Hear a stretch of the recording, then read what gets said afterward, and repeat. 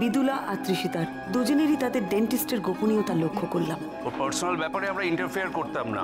বড় হয়েছে রোজগেরে, তার উপর আবার সেলিব্রিটি, কোথায় যেত কি করতো বলে যেত না।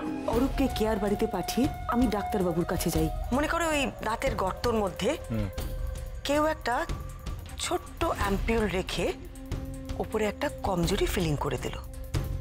অ্যাম্পিউলের মধ্যে পটাশিয়াম সাইনাইড, মানে এরকম হতে পারে তো? হ্যাঁ হতে পারে পুরি। অপাল আর মাসির থেকে জানলাম অপাল আর তার ডেন্টিস্টের সাথে সম্পর্ক ছিল। আসলে ইদানিং ওর কথাবার্তা থেকে আমার মনে হচ্ছিল যে ওর জীবনে নতুন কেউ এসেছে। মেজদা, ছোটদা, মা দেখো জামাইবাবু এসেছে। তোমার নীলাভ, তুমি? তোমার তো কাল আসার কথা ছিল। দাও দাও দাও দাও। না, এখানে সবাই এনজয় করছে, আমি ভাবলাম আমি বা বাদ যাই কেন। হ্যাঁ ঠিকই তো, ঠিকই করেছো, কিন্তু তোমার জামা কাপড় কোথায়? থাকবে না? বলছিলাম শ্বশুর বাড়িতে থেকে গেলে আদর কমে যাবে না? ও এই দিশা, শোন শোন শোন, এদিকে এদিকে। সত্যি কথা বলো না নীলাভ, আমার এই বোনটির জন্য তোমার মন কেমন করছিল? হ্যাঁ রে দিশা, কালকেই তো চলে যেতিস, একটা দিনও তর সইল না। আরে বাবা নীলাভ, বিয়ের পরে ব্যাচেলার্স লাইফ কাটাচ্ছিলে, সেটা সহ্য হলো না? না, হাঁড়ি কাটে গলা দিতে চলে এলে, মানে ফুরফুরে জীবন তোমার জন্য নয়, কি বলো ঠাম্মা? বেশি আক্কেল হবে ছোট বোনের বরকে জানায়? এই যে পরে ঘরের ছেলে, বউকে ছেড়ে থাকা যাচ্ছে না। না আরে কি যে বলেন ঠাম্মা, আমি তো এলাম আপনাদের সাথে দেখা করতে। হ্যাঁ বটে, কথা বলছে আমার সঙ্গে আর ঠাড়ে ঠোঁটে বইয়ের দিকে তাকাচ্ছ। হ্যাঁ কি যে বলেন ঠাম্মা। আচ্ছা তাকাবো না, আমি একদম তাকাবো না, কিন্তু আপনাকে যেতে হবে আমার সাথে। খেতে হবে? সত্যি? তাই কি কি কি খাওয়াবে গো ভালো মানুষের পর? এই মিষ্টি টিষ্টি বেশ মন খুলে খাওয়াবে তো? এই ছোটদা, ঠাম্মার জন্য কি একটা খাওয়া বারণ? ব্রাহ্মী রস যে টেবিলটার উপর এক গ্লাস করে রাখা আছে, চাকি চট করে ধপ করে খেয়ে ফেল। কথায়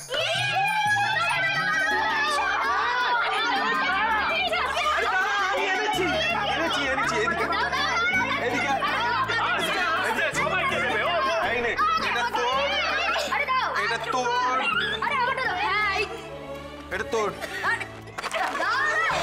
মিমি, এটা তোর। এটা যেন কি আছে? ও স্যান্ডউইচ, এটা আমাদের সবার। ঠিক আছে। দূর, ভাল লাগে না, আমি কিন্তু যাব না। আমার কালকে যাওয়ার কথা ছিল, আমি কালকেই যাব। ওরম বললে হয় দিশা, নীলাভ নিজে তোকে নিতে এসছে, তোকে ছেড়ে থাকতে পারছে না। আসুকগে, বমনি কেস সলভ হওয়া না পর্যন্ত আমি এখান থেকে নড়ছি না। বর্দি ভাই, তুই ওকে বলে দে। এই এরকম এরকম বলতে আছে? কত আশা করে নিতে এসেছে বলতো নীলাভ তোকে। তুই চলে যা, কিচ্ছু হবে না। ইস, তোর কি মজা, তোর বর লম্বা লম্বা টুরে যায়। ভগবান, আমার বরটা যে কেন টুরে যায় না। মেজদা দেখেছিস?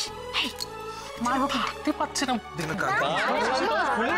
কি বাবা, তুমি কখন এলে? হ্যাঁ এই তো মা, একটু আগে। ভালো আছেন আপনি? বাবা ভালো আছেন? ওই ভালোর মন্দে আছে। তোমার বাবা মা কেমন আছেন? ভালো আছেন।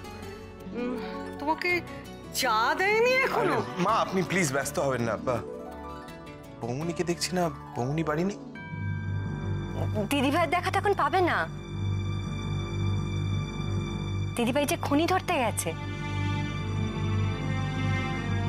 খুনি? মানে? সে কি গো, তুমি জানো না? দিদিভাইটা এখন প্রাইভেট ইনভেস্টিগেটর।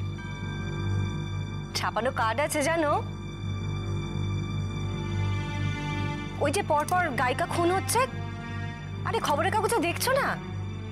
সেই সব তদন্ত করতে তো দিদিভাই গেছে। দিদিভাই খুব বিজি গো, দিদিভাইকে এখন পাবে না। আমি তো তোমাকে বলেছিলাম। হ্যাঁ তুমি সেদিন আমায় ফোনে বলছিলে, কিন্তু আমি তো তখন সেরকম ভাবে।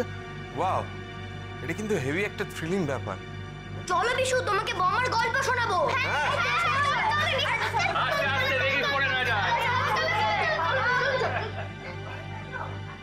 অত ব্যাখ্যা করতে হবে না মেজো বৌমা।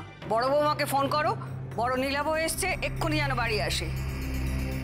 বাড়িতে নতুন জামাই এসছে, আর বাড়ির বড় বউ সে কিনা শহরে টোটো করে ঘুরে বেড়াচ্ছে।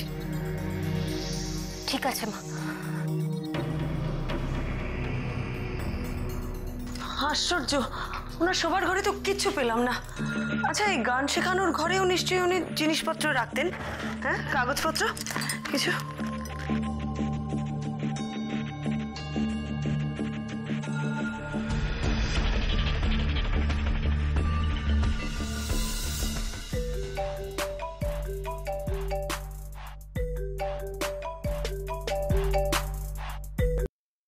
হ্যাঁ নন্দা বল।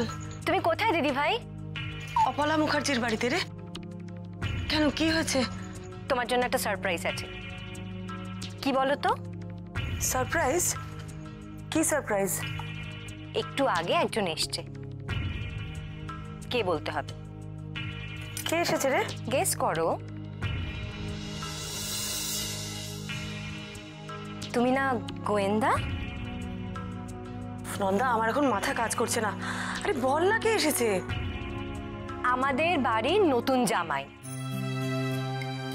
নীলাভ এসেছে। নীলাভর তো কালকে আসার কথা ছিল।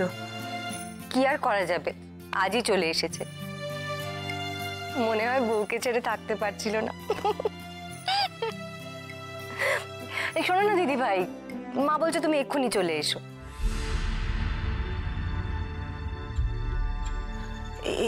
এক্ষুনি? হ্যাঁ এখনই তো বললেন। কেন তুমি আসতে পারবে না? মাকে বলে দেবো যে তুমি ব্যস্ত আছো, এখন অসুবিধা আছে, আসতে পারবে না? না না, মাকে কিছু বলার দরকার নেই। তুই ফোনটা রাখ, আমি এক্ষুনি আসছি। ওকে। আচ্ছা শুনুন, আপনারা যদি কোনো প্রেসক্রিপশন পান না, আমাকে প্লিজ একটা ফোন করে দেবেন। হ্যাঁ, দরকার পড়লে আমি আবার আসবো। ঠিক আছে, আসছি। কি বুদ্ধি পিসিমার, বউটাকে ভুল ওষুধ খাইয়ে মেরে ফেললো। আর বৌমনির বুদ্ধির কথাটা ভাবো একবার, খনিকে ধরে ফেললো তো। আমরা তো মেজো বৌদিকে নিয়ে খুব টেনশনে পড়ে গিয়েছিলাম। কি তেনার সাথে কথা হলো? হ্যাঁ মা, কথা হয়েছে। কি বললো? শুনে মনে হলো দিদি ভাই খুব ব্যস্ত আছে। মা মা বলছি আমি কিছু করিনি। না না,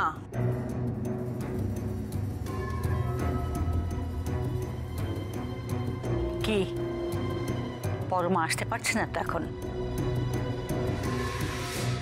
দেখাই যাক।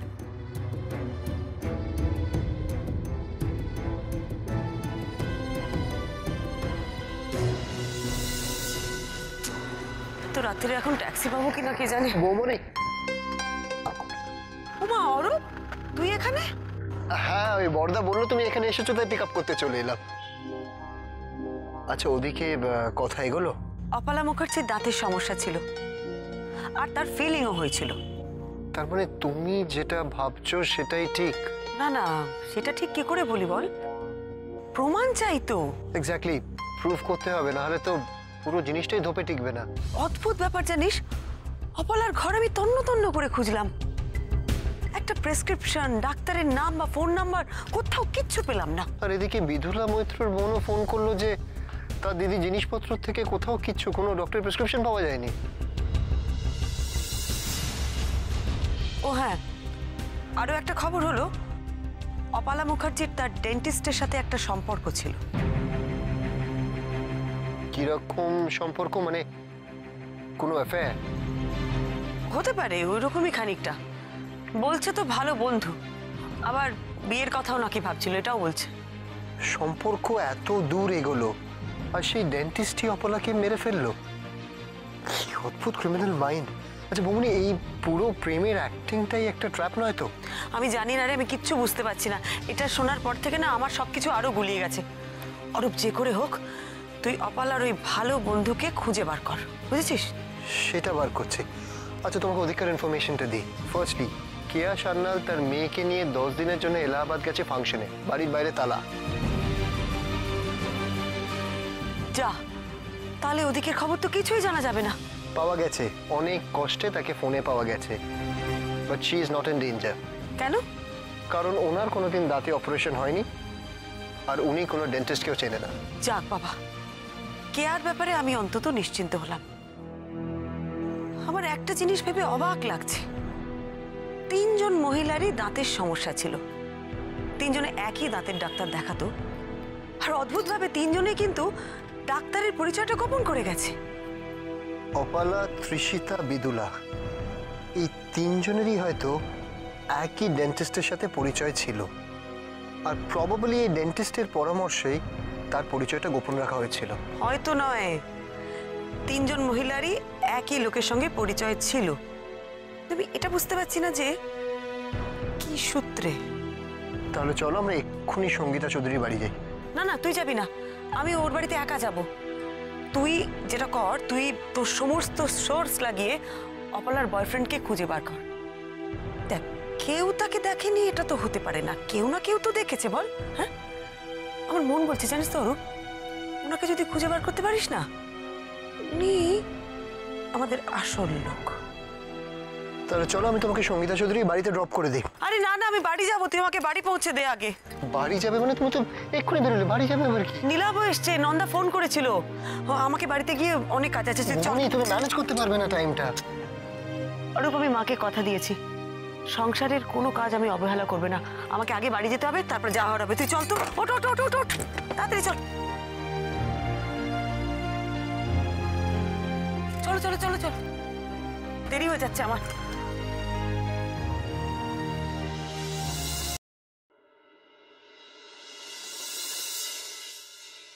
কি করছেন দিদি? এই সময় তো কাটে না, তাই একটু। ও মা, কি সুন্দর! এগুলো সব আপনার হাতের কাজ? ভালো দেখতে। এ এমন কিছু নয়। ইস, এই বাড়িতে বাকিরা যা সুন্দর সুন্দর সেলাই করেন।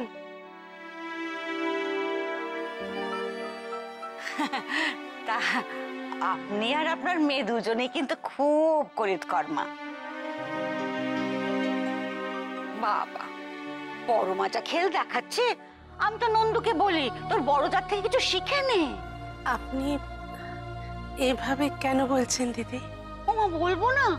সারা বাড়ির লোক ওর জন্য হাঁ করে বসে রয়েছে, আর ও কি করছে না গোয়েন্দাগিরি করছে। তার মানে আমি সেটাকে খারাপ বলছি না, কিন্তু এটা নিয়ে নিত্যদিন বাড়িতে অশান্তি তো ভাল লাগে না, জানেন? তা সে তো বাড়ির অমতে কিছু করছে না দিদি। সে আপনি যাই বলুন দিদি, বাড়ির বউ খুনে গুন্ডা বদমাইশ চোরের পেছনে ধাওয়া করছে, বাবা ভাবতে আমার গাটা যা শিরশির করে না। আচ্ছা, আপনি ওকে কিছু বলছেন না কেন? আমি বলবো কেন? উমা, এই কাজটা আপনার পছন্দ? তা আমার মেয়ে খুনি গুন্ডাদের ধরলে দেশে যদি খুনি গুন্ডার সংখ্যা একটু কমে, মন্দ কি? আর তাছাড়া দেখুন, তার বুদ্ধি আছে, সেই বুদ্ধি সংসারের কাজে লাগিয়ে বাড়তিটুকু যদি বাইরে কাজে লাগে, তাতে কোনো ক্ষতি তো নেই। ইস, এখন তো খুব ভালো ভালো বলছেন। যেদিন পরমা ঘর বার দুটো সামলাতে না পেরে একেবারে কোন ঠাসা হয়ে পড়বে, তখন আপনি কি করবেন? না দিদি, এ তো আপনি ঠিক কথা বললেন না। ঘর বার একসঙ্গে সামলাতে কিন্তু একমাত্র মেয়েরাই পারে। ছেলেদের দেখেন না, বাইরের কাজটুকু কোনো মতে সেরে এসে ঘরে একেবারে দমফট হয়ে পড়ে। কই, মেয়েরা তো হয় না। দেখবেন, আপনার নন্দা যখন পার্লারটা খুলবে না, তখন সেও বাড়ির কাজ পার্লারের কাজ দুদিক একসঙ্গে কি সুন্দর সামলাবে। সে আর কোনোদিন হবে দিদি? এই বাড়িতে তো নন্দুর কোনো স্বাদ আহ্লাদই পূর্ণ হয় না, সবাই কেবল বড় বউকে নিয়ে যাচ্ছে। পোড়া কপাল আমার নন্দুর।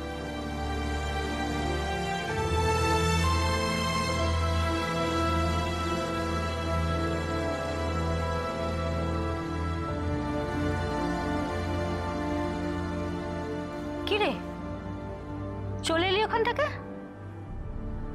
চলে আসবো না তো কি করব? বসে বসে ওদের ঢং দেখবো? ঢং ঢং নয়, নীলাভ আসার পর থেকে বাড়ির সবাই মিলে এমন দিদিভাইয়ের গুণকীর্তন করতে শুরু করেছে যেন আর কিছু বলারই নেই, থামারই নাম নেই কারণ। এদের না আমার আর কিচ্ছু বলার নেই। জাস্ট সে তুই কি করবি বা বল?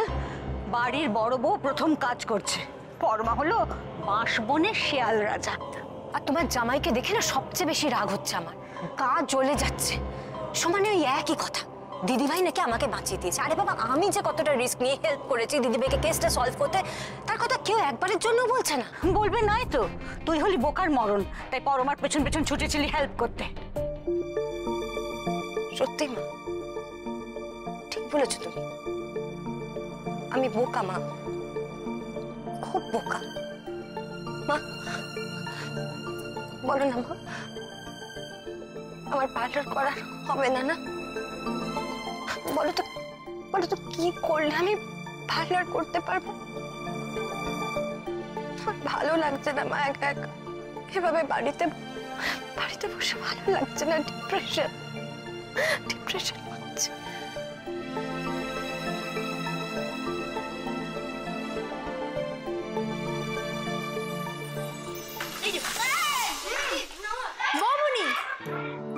Welcome welcome welcome detective বৌমনি।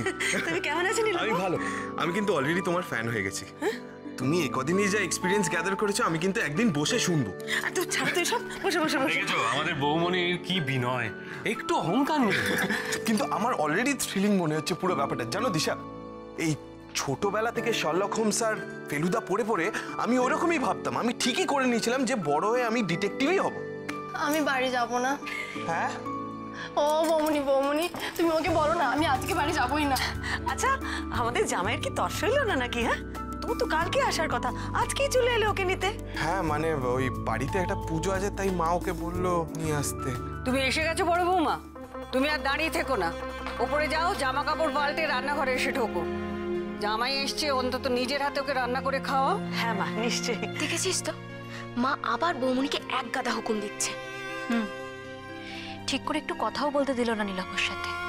আর শোনো, ও কিন্তু 9টার মধ্যে চলে যাবে, তার মধ্যে রান্নাটা করে দিও। নীলাভ, ঠিক করো কি খাবে, কি রাঁধবো তোমার জন্য।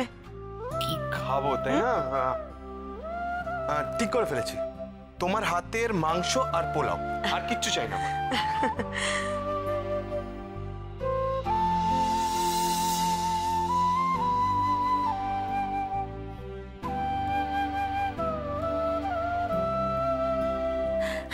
ঠিক আছে, তুমি বসো, আমি করছি। এ বাবা, কেসের কথা তো শোনাই হলো না। আমি বাড়ি যাব না। পুজো?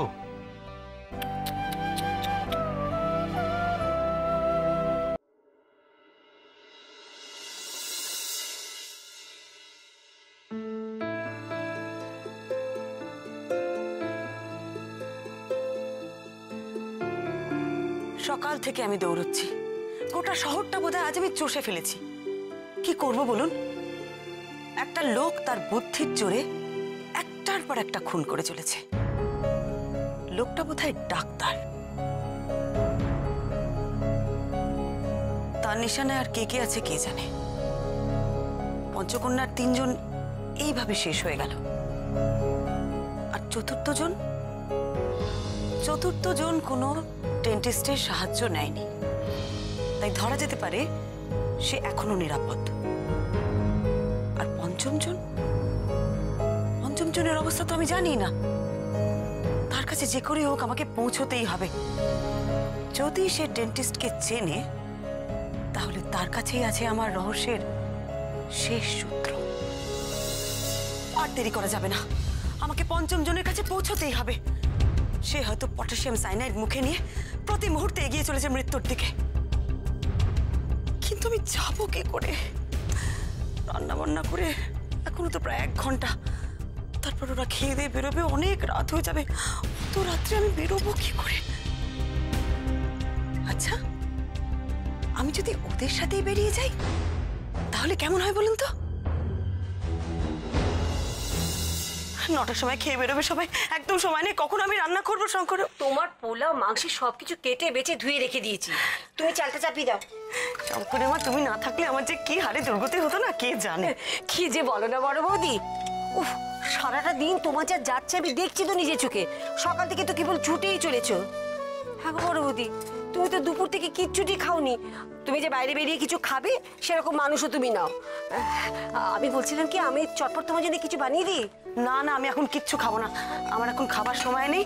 আমি আগে রান্নাটা করি, 9টায় ওরা খেয়ে বেরোবে, বুঝেছো? বলছি আমাকে একটু দেখিয়ে দাও না, আমি করে নিতে পারবো। আরে বাবা, অর্ধেকের বেশি কাজ তো তুমিই করে রেখেছো, এটুকুনি আমি করতে পারবো না? হ্যাঁ হ্যাঁ, আমরা জানি তুমি দশভুজা, কিন্তু না খেয়ে এইভাবে খেটে গেলে তো অসুস্থ হয়ে পড়বে। কি পাগলামো শুরু করেছো বলো তো? তুমি বলো তো সেটা, আমার কথা একদম কানেই নিচ্ছে না। দাঁড়াও, দেখছি আমি। এই তো এই নাও, এই নাও তো দেখি, এটা চট করে খেয়ে নাও, খেয়ে নাও, খেয়ে নাও। উমা, এটা আবার কোত্থেকে এলো? উমা, নীলাভ নিয়ে এসছে আমাদের সবার জন্য। আমরা সবাই তো খেয়ে নিয়েছি, তোমারটা রয়ে গেছে। নাও নাও নাও। আমি এখন খাবো না, আমার গলা দিয়ে খাবার নামবে না। দাঁড়া, আগে রান্নাটা সারতে দে আমাকে। তোমার কোনো কথাই আমি ভুলবো না। নাও খাও, না খাইয়ে যাবো না আমি। করবো জোর। নাও নাও, খেয়ে নাও, খেয়ে নাও। কি করিস না সত্যি বাবা। শোন না, হ্যাঁ, তোদের সবাইকে আমাকে একটা কাজে সাহায্য করতে হবে। তোমার ইনভেস্টিগেশনে হেল্প করতে হবে। বলো বলো বলো, কি হেল্প করবো বলো।